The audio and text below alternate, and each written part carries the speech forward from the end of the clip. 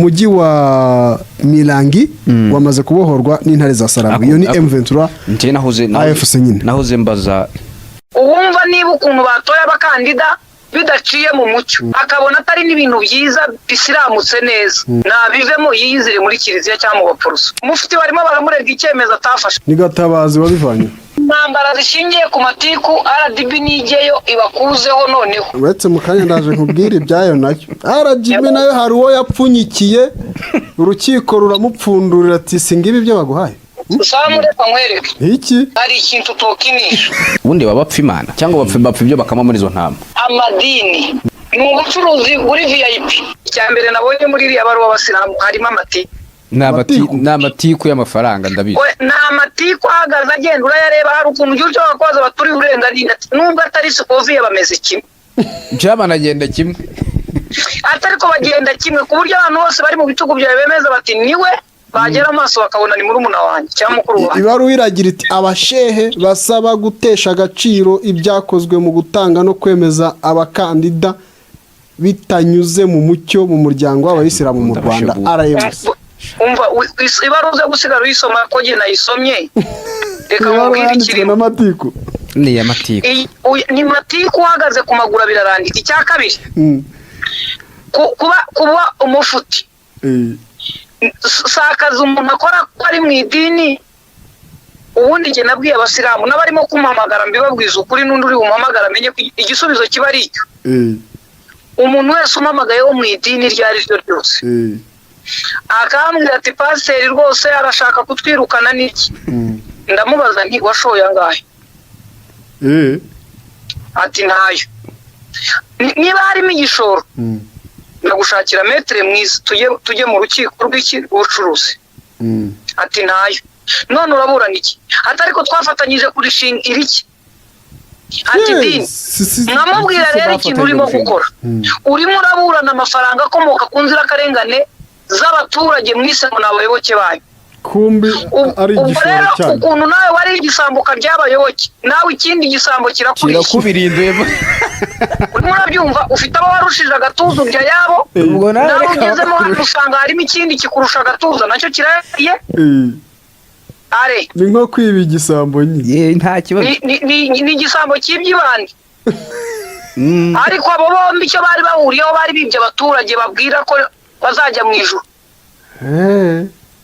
rero n'abayisilamu uwumva niba ukuntu batoya abakandida bidaciye mu mucyo akumva atabikunze akabona atari n'ibintu byiza bisiramutse neza nabivemo yiyizire muri kiliziya cyangwa mu bapfuruso cyangwa gumasare ajya ariko cyangwa ajyaza umusigita sare hagomba kuba intore zirinda imyemerere y'idini ushobora no gusarira mu rugo ko nkanjye simberuka mu musigiti oya mu bintu baburana ntabwo barimo kuburana ko bababujije gusenga navuga ati shehe bashyizeho niba ari shehe niba ari mufuti yafunze imisigiti ikibazo kiraba ari mufuti barimo baramurega icyemezo atafashe baramurega ngo yakuyeho ngo azana ya ntuzi ivuga mu gitondo mufuti niba byose ayikuraho cyangwa yakuweho na leta n'inzogera ya padiri yavuyeho ni Gatabazi wabivanye n'inzogera ya padiri yavuyeho none se ubwo ibyo bibazo ibyemezo bya leta biregwe mufuti cyangwa nuko mufuti ahubwo bavuga bati ni munize ubugari agasosi nimarira ubugari bagafata ibyemezo byafashwe n'abandi bantu bakabimugerekaho kugira ngo bakunde bagire bate bamubonere impamvu ngayo ngo ntambara zishingiye ku matiku RDB nigeyo ibakuzeho noneho uravuga RGB uretse mu kanya ndaje nkubwira ibyayo nayo RGB nayo hari uwo yapfunyikiye urukiko ruramupfundurira ati singibi ibyo baguhaye oya uretse gato ntabwo ibyo bintu dogiteri yabinkora n'umunyamategeko dogita rimwe se ahubwo isi ishobora kabiri agupfunyikira bwase wamuvuze uwo buntu usamureka nkwereke iki hari ikintu tokinisha ntazo kinisha tutokinishe dogiteri urwego rw'imiyoborere kuvuga ngo rwarapfunyitse wenda habayemo akantu gasa nko kwibeshya habayeho kumirana ariko ikintu cyo kuvuga ngo bapfunyitse cyo cyaba ari ikindi wabari za Yusita bamusabye gukora raporo hanyuma yohereza inzobere ze zirayikora urukiko ruzusumye ngo araka ibi bintu ntabwo byujuje ubuziranenge. oya uretse saa muvuga inkuru neza ikibazo tuvuge kuri kwirangira ni ukuvuga ngo uribuka imanza z'abantu bita b'abapasiteri nabwo ni ibintu by'abihaye Imana gutyo. Hano muri Gasabo umuntu wita ngo Fidelis Kimonyo uyobora itorero rya Abadventiste ini international abametodiste ini international umuvugizi waryo akabona n'abandi ba pasiteri babandi ba Sekimonyo plutôt ba Hati Inosa niba yitwa gutyo yego baregana yuko umwe umuvugizi w'itorero ashaka yagurisha imitungo n'ubu ngubu akigurisha indi mitungo baragerekanye mu nkiko rugera mu rukiko rukuru Kigali. Icyaje gukurikiraho nuko ejo bundi babasomera babwira ngo raporo mwagize ikimenyetso cy'uko ibi bintu byakozwe harimo kwangiza imitungo y'itorero n'ibiki. Iyi raporo yakozwe na RGB ntabwo yakozwe kinyamwuga. Mbese abaregaga ikimenyetso bajyanye basanze kijegera nuko okay icyo kirumvikana. Raporo ya Yusta ntabwo ari kinyamwuga kandi urukiko rwaritabaje rurasaba ngo nihakorwe raporo irakorwa barebye abona nta mwuga urimo. Oya umucamanza icyemezo yafashe kirakomeye bityo bati iki kimenyetso mwazanye ntabwo gikoze kinyamwuga muratsinzwe. Abaregaga ubushinjacyaha buti ntabwo byumvikana. Urwego rwa leta ruratumwa raporo rukayikora urukiko ruvuga ngo ntabwo ikoze kinyamwuga. Urwego rwa leta niyo nta mwuga wari urimo. Ubushinjacyaha burajurira kujya mu rukiko rw'akarengane. None se hararega ubushinjacyaha? Yego kuko abo bandi bavuga bati imitungo y'itorero irimo iratezwa icyamunara irimo iratagaguzwa nabi icungwa nabi irimo iragurishwa baregeye bo indishyi mu gihe bahaye ikirego ubushinjacyaha bari bwo bugikurikirana kuko bwari bwaramaze kubona mu maraporo atandukanye ko harimo inyerezwa. RGB yaragiye igaragaza ngo ibi byaranyerejwe amafaranga yaranyerejwe ivuriro ryarariwe ibikoresho byose abazungu babahaye ibintu byose n'ibibanza birimo biraribwa ahantu hatandukanye barabikase barabigana. Iba abasilamu barimo kuvuga abo bashehe nyine ababuranye ibya bindi byo kwa bagitwaza babandi wa mugabo wabahamagaraga harya ngo nuwahe ni hejuru iriya docivere yitwa gute Kinyinya n'abandi bose. Ibi ni igisobanuro cy'uko amadini ni business ahubwo class ni ubucuruzi buri VIP. Rero abajya gusenga mujye musenga Imana ariko ntimukajye mumenya ibiberamo. Nimushaka kumenya uko pasiteri yaje nuko bigenda bizarangira mwese impamo ya Mungu ari abantu bataragera mu rusengero musanze bakora protokole ruguririye bagaranye na Petero bavuga ati shabati wowe uri umugati burya gihe nakoraga amanyanga menshi yeza kandwana ariko burya nabaga ndiseri hafa. Ariko siko bireba ko abakiristo baritanze bagahera ku musingi bazana amatafari bazana inzugi bazana amabati bakageza ku ntebe n'amakara arimo mu gitondo umuntu akabyuka yagurishije mu cyamunara urusengero cyangwa yaruriye yigira umwanditse hari ongeraho muri abo bazanaga ibyo byose byo kubaka urusengero harimo n'abanyereje umusoro kugira ngo baze bubaka inzu y'Imana. Ni ikikwereka rero ko Imana idatuye mu isi ibera hose igihe kimwe ubwo tuba tuyishakira hita riri muri twe ariko twayisize iri muri twebwe. Tubura kureka imibiri yacu ngo tuyirinde ibyaha tuyirinde kuyikoreraho ibibi kuko ari mwituye tukajya kuzararamo abakozi b'Imana tukagura za vewiti ngo bajye bagenda harimo ka esi amuyishakira ubuturo nyine hiturane nawe tuyishakira ubuturo kandi Imana ubuturo bwayo ni twe. Ubwo rero iyo bigenza bityo ikibazo cyamaze kuvuga. Noneze ko n'igihugu cyabyemeje ko Imana mugomba kuyisanga mu nyubako. Oya ntabwo ari igihugu mu bashinze idini asanga nababwira ngo Imana iri mu mitima yanyu ntaho azungukira. Igihugu cyabihaye umugisho kiti udasengeye mu nyubako abakozi binyuranyije n'amategeko.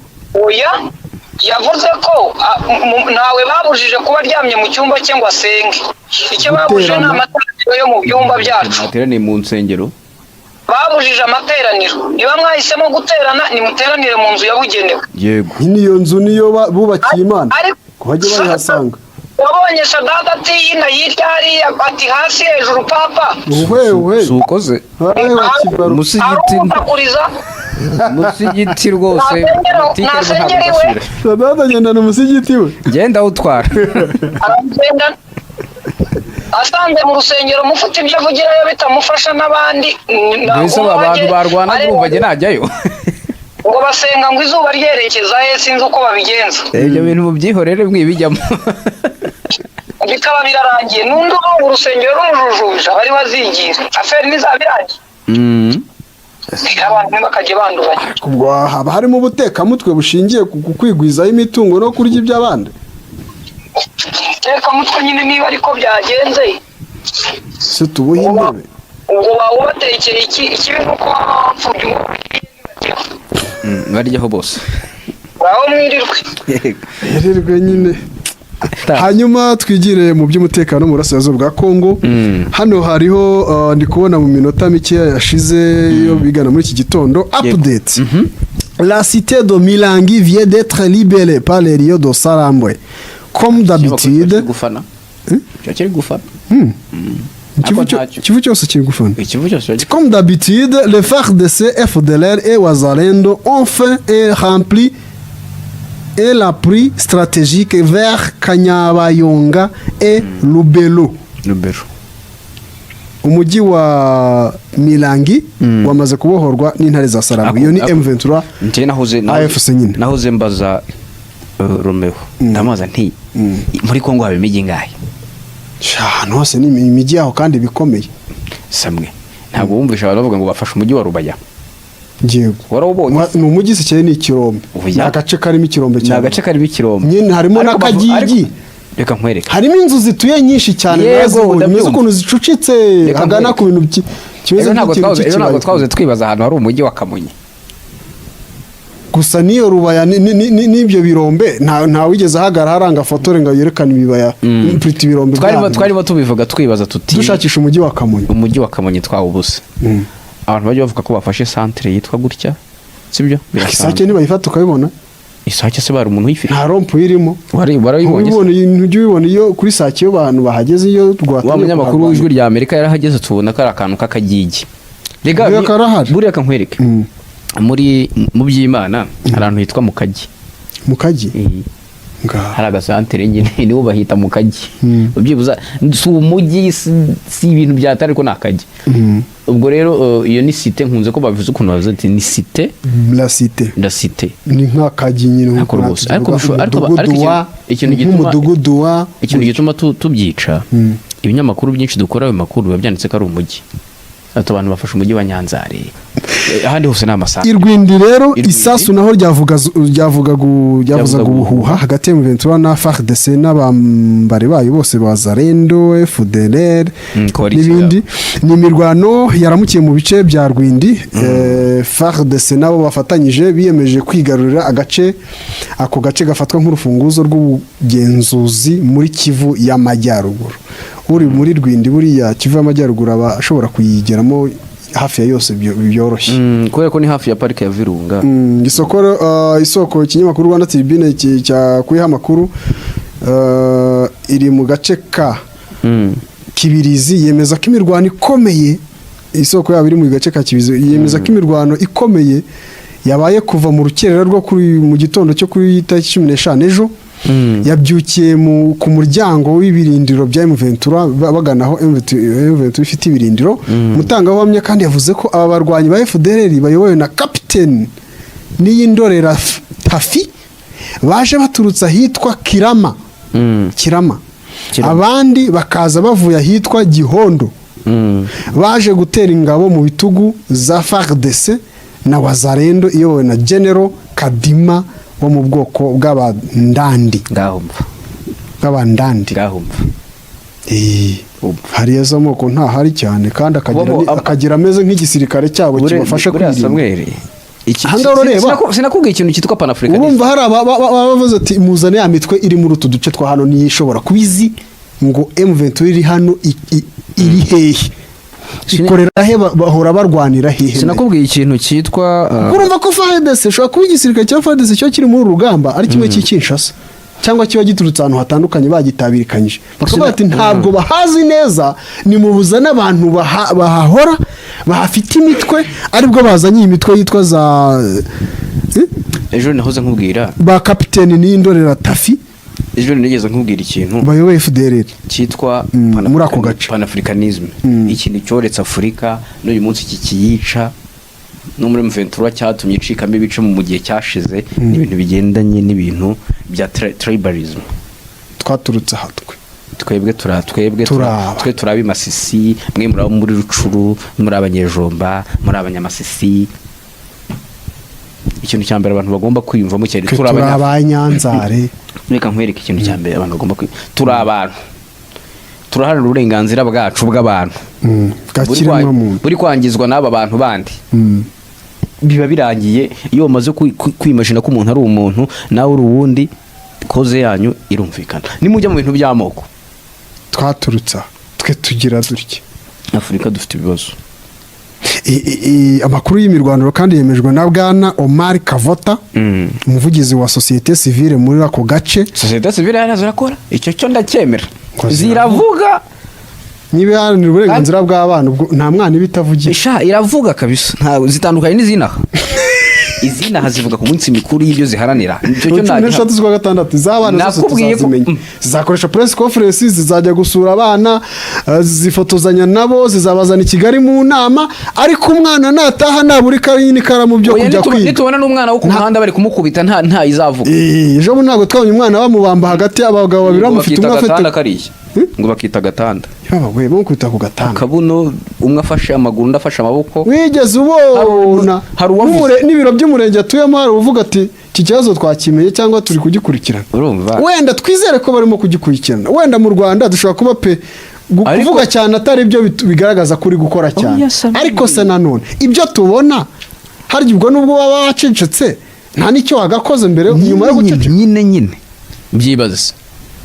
Ubu ugiye gusura nk'uriya mwana nuko babahungu bakora kuri ya mihanda ya YouTube wenda batajya bentereso cyane na zira nkuru ariko hagize nk'umwe wiyenteresa akavuga ati ngiye gushaka kuri ya mwana ahantu atuye muganirize menye ngo nyuma yo gukubitwa kariya kageni abaye hakozwe iki hatanzwe ubuye butabera wajya kubona ukabona mu gitondo twataye muri yombi runaka na runaka barakekaho gukubita runaka ku gatanga. Ikintu mvuga inama y'igihugu y'abana ikora iki? Icyo kureba abana bo muri ya miryango bameze kimwe nabo bakakora akaririmbo ko ku munsi w'abana uribuka muri parade bakabambika udupira twiza bakabigisha n'akaririmbo bakaza bakizihiza umunsi w'abana. Uribuka muri Afurika yakubitika muri Afurika igakomeza kubera muri park. Ejo ndi babaza wa muyobozi wa cya kigo hari cyitwa gute? NCDA. Narakubajije ntise wibimureba icyo kibazo kirimo uti oya. Abantu rero bo bareba bari mu nzego izi ngizi zifite aho zahurira n'abaturage gutya mbiri bareba ibyabo ntabwo bareba iby'abantu bashinzwe kureberera. Birababaje. Societe civile yahora muri ako gace niyo yagiranye ikiganiro n'ikinyamakuru Rwanda Tribune bati twashatse kumenya icyo uruhande rwa M23 rubivugaho bahamagara Lieutenant Colonel Wiringoma ntibamubona kuri telefone kugeza ubwo barindaga kwandika iyi twaramubuze. Dr. Barinda Oscar twaramubuze hakivuga uramuheruka se? Ujya wundi Nyamasheke we yari ntago ari dogiteri we yagiye gutoroka ahubwo nubwo bimeze gutyo byakomanagaho muri za Rwindi n'ahandi Igoma naho imyigaragambyo yazuye umutwe ejo se yego mu mujyi wa Goma muri Republika Demokarasi ya Kongo hongeye kuba imyigaragambyo yego mu gihe Katembo yarahari yamagana ubwicanyi bukorerwa abasivile nyamara ngo amahanga arebera ahubwo si igihugu cyabo kirebe undi kuki ibibazo bya Kongo babitwerera amahanga ariko none zaka amahanga kari afite ingabo nyinshi reka bayabaya mwese yazanywe no gushaka ibisubizo igihugu cyabo cyabuze. none se ingabo za MONUSCO zaje gukora iki muri Kongo? Guhagarara ahantu hari amahoro. Zaje kugarura no kubungabunga amahoro, byarazinaniye. Kubungabunga se ni ukugarura no kubungabunga preservoir. Ni ukugarura no kubungabunga amahoro. Icyabaye wenda byarazinaniye. Kugarura se wagarura amahoro ahantu bari kurwanira, bisaba ko nawe ubaransamo igicecekesha izo bafite. Akajo ndetse nagusi nabonye za modoka zizamukara, nabonye saza zigiye gucecekesha intambara. Imodoka zungere zicecekesha intambara zira ni mwihame, nta kintu cy'umweru kiba kigomba gukora icyaha. Ikintu cy'umweru birasaba ko ziriya ntwaro za Loni zanditseho UN bazishyira mu ibara ry'imirwano. Rero no mu mirwano n'ikijuju ikigina cyangwa umutuku, zikaba zambaye urugamba zivuga ngo ahantu ibintu byananiye gukemuka, Loni zije kubyishwanyaguriza. Uribuka ibishwanyaguzi baga umurwayi reba hano agatsi katari gukora neza yongera imwanime. Uribuka imyenda ya gisirikare yitwaga Darfur? Yego uribuka. Tumva ari mu ishusho yayo irimo inzamo, akantu kagakaki kajya gusa n'ubutayu. Urumva abantu bakoresha biriya bintu rero n'abahanga. Ubona ikintu cy'umweru cy'ahantu waba uri hose kiba kigaragara cyane, habe mu ijoro habe ku manywa, kugira ngo rero batakirasaho mu gisego mwaruta. Iyi myigaragambyo uzarebe n'abandi baterana amangumi y'ibiro n'ibiki. Utoza umwe mu bari kurwana yabona umuntu yasumbirijwe ajugunya agatambaro mu kibuga, timureke mutanyicira umuntu, tamwica kabisa, tamwica. Iyi myigaragambyo rero yateguye inashyirwa mu bikorwa n'urubyiruko rubarizwa mu mujyi wa Goma, aho ruvuga ko Uburayi na Amerika ntacyo bajya bakora ku bwicanyi bukorerwa muri Kivu y'Amajyaruguru ngo buhagarare. Baravuga ariko iyi myigaragambyo irimo kubera muri uyu mujyi Goma rwagati, aho abarimo kuyikora bitwaje ibyapa bikubiyemo ubutumwa bugiye butandukanye burimo akababaro kabo. Ubutumwa bwa mbere bugiye buti abenegihugu baramagana uguceceka kw'amahanga, ukurebera kwayo mu gihe ibyaha byo mu ntambara n'ibyaha byibasira inyoko muntu bikomeje kwiyongera mu burasirazuba bwa Kongo. Ibindi byapa biti ntabwo twumva impamvu abaturage bavanywe mu byabo batagira kirengera. Abaturage baricwa umunsi ku wundi nko kurya kw'inyamaswa. Urubyiruko rwigaragambije nyuma y'uko mu ntangiriro z'uku kwezi kwa gatanu impunzi zigera kuri 35 zo mu nkambi ya Mugunga zishwe n'ikibombe, abandi 40 barakomereka bikomeye. Icyo gihe uruhande rwa leta rwavuze ko igisasu cyatewe na M23, noneho uruhande rwa M23 narwo ruvuga FARDC n'abafatanyabikorwa bayo kare wakoze ubwo bugirizi. Uyu ushaka gufata abaturage ukabagira bouclier, ibyo bintu bikubaho buriya ngo izira nkambi zose ziri mo hirya gake zikikije ni nyinshi ngo muri 10. Oje ni nyinshi cyane, ni nyinshi muri 10 zibarwa. Iyo ngiyo ya Mugunga ngo ziriya zabaye n'akantu gakorogoshora M23. Turafata Goma cyangwa turayizengereza bari butere ikintu mu nkambi babitwitirira cyane, isi yose iri buhurure kwica abaturage b'abasivile mu mpunzi nako mu mirwano. Uzare mu mirwano buriya twararushya abantu b'abagabo, uzaba urumva babivuga. Ntabwo wabonye impfu z'ejo bundi ko zibasira abagabo cyane. Tujyana bisha abantu 300 hari biganje abagore n'abana. Abagabo bavuga ni abantu bashesha kanguhe, ibyibuza abandi badashobora kwiterura. Hanyuma tuvuga iby'imirwano na M23 na FARDC, ndi kubona ejo hari umuntu watangaje ko M23 hari abandi yungutse, hari andi maboko yungutse avuye muri FARDC. Yego, ibyo byo biraba, barakomeza kuyigana ubwinshi. Biraba kenshi biraba, ariko nanone ikibazo bishobora kuba hari n'abantu bava muri ntuzi nabo muri FARDC. Yego, Muvuma Dovier Eva ahantu bitigeze biba ari mu Rwanda honyine. Ngo bigende bite? Abantu bave muri mu nkotanyi bajye muri FARE, cyangwa bave abantu bavuga muri FARE bakajya mu nkotanyi. Nta n'urugasozi kamanukaga ntikazamuka. Reka okay, ariko nawe ugenda n'abatsinda reka wewe wagenda n'abatsindwa. None sano niba uwo muri FARE arimo FARDC ari igihe uwo muri FARDC arimo kuri akabona miratsinda kandi ifite impamvu yumvikana. Ari umuntu wo muri M23 yumva impamvu ya M23.